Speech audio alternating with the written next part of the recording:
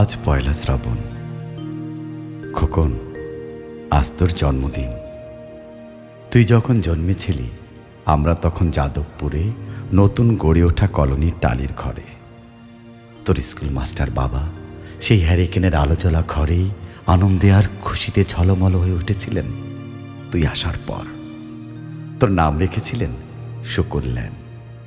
মানুষটার মনটা ছিল শিশুর মতো, অভাবে অনটনে বেঁচে থাকার নানা দুর্বিপাকেও ভেঙে পড়তেন না কখনো।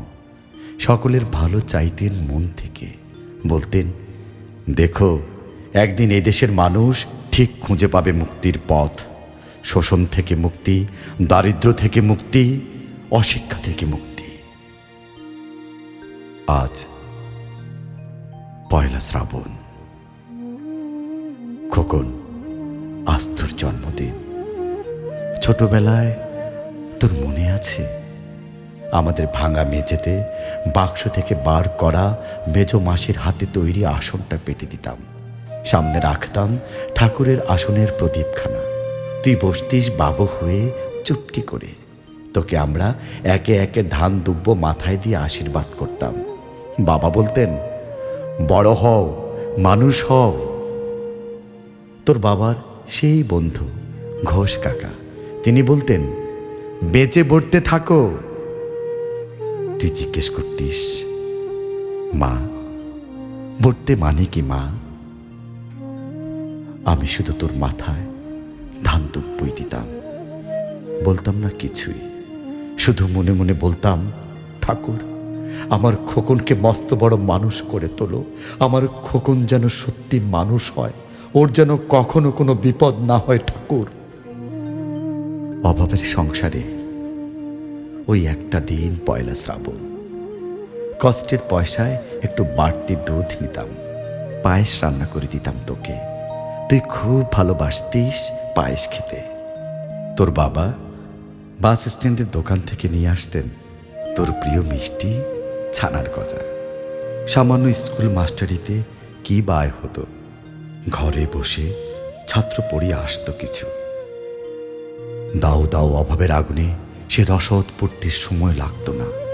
তোর বাবার জামা সেলাই করতাম আর বারবার বলতাম, আসছে মাসে একটা জামা বানিয়ে নিও। উনি হেসে উঠে বলতেন, বাদ দাও তো, খোকন বড় হচ্ছে, ওর জন্য ভাবছি দুধ রাখতে হবে আরো আদর্শের। দুধে শক্তি বাড়ে, বুদ্ধি বাড়ে। শক্তি আর বুদ্ধি না হলে তোমার খোকন মস্ত বড় মানুষ হয়ে উঠবে কি করে? ভাবছি আর দুটো টিউশনি নেব। ছাত্র পড়িয়ে পড়িয়ে মানুষটা দিনের শেষে ক্লান্ত হয়ে যেতেন।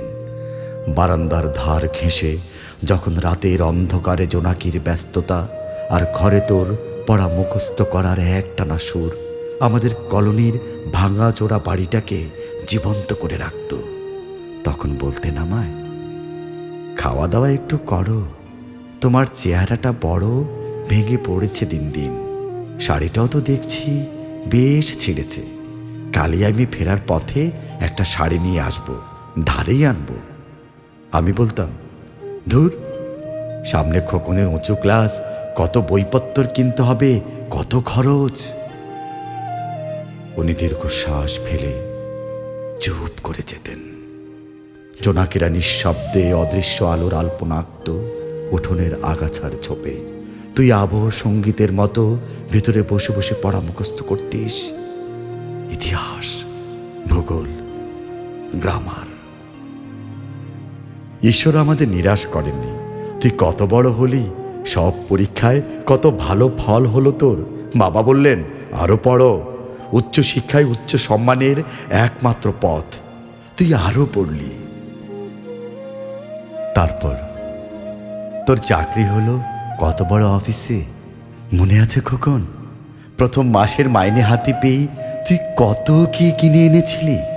তখন তো আমরা উঠে এসেছি শ্যামবাজারে, 2 কামরার বেশ সাজানো গোছানো বড় ফ্ল্যাট তোর অফিস থেকেই তো দিয়েছিল। সেই বাড়ি, সেই ঘর, সেই ব্যালকনি, কত স্মৃতি, কত ছবি।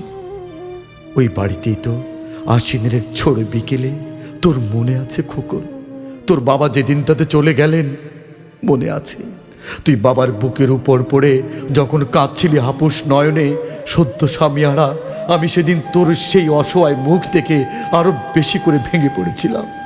তোকে বুকে টেনে নিয়েছিলাম ছোটবেলার মতো, বলেছিলাম কাঁদিস না খোকন, আমি তো আছি। আজ পয়লা শ্রাবণ, কলকাতা থেকে অনেক দূরে মফস্বলের এই বৃদ্ধাশ্রমে আমি একেবারে একা খোকন। তোকে বড় দেখতে ইচ্ছে করছে রে, তোকে, বৌমাকে আর ছোট্ট বিল্টুকে। তোরা এখন কত দূরে। সল্টলেকের মার্বেল বসানো ছকছকে বাড়িতে আজ তোর জন্মদিনে নিশ্চয়ই খুব বড় পার্টি হচ্ছে, তাই না রে খোকন? লোকজন হয়েছে, খাওয়া দাওয়া খুব ভালো, খুব ভালো। খোকন, আজ পয়লা শ্রাবণ। আমার বড় মনে পড়ছে যাদবপুরের ভাঙা ঘরে রাত্রিরে তুই আমার পাশে শুয়ে মাঝে মধ্যে হঠাৎ খুব ভয় পেয়ে জড়িয়ে ধরতিস আমাকে। আমি বলতাম, ভয় কি রে, আমি তো আছি, মা তো আছে খোকনের। যার মা থাকে তাকে কি ভূতে ধরে? তুই নিশ্চিন্ত হয়ে ঘুমিয়ে পড়তিস আমার বুক জুড়ে। তোর আধুনিক সংসারে এই বুড়িটার একটু ঠাঁই হলো না রে। প্রতিমাও তো মা, ওরও তো আছে আমার খোকনেরই মতো কোল আলো করা এক চাঁদের টুকরো। কিন্তু সময়ের কি আশ্চর্য পরিবর্তন। খোকন, তুই বোধ হয় আর এখন পায়েস খাস না, তাই না রে? তুই জানিস না খোকন, আজ আমি সকালে পায়েস রান্না করেছি।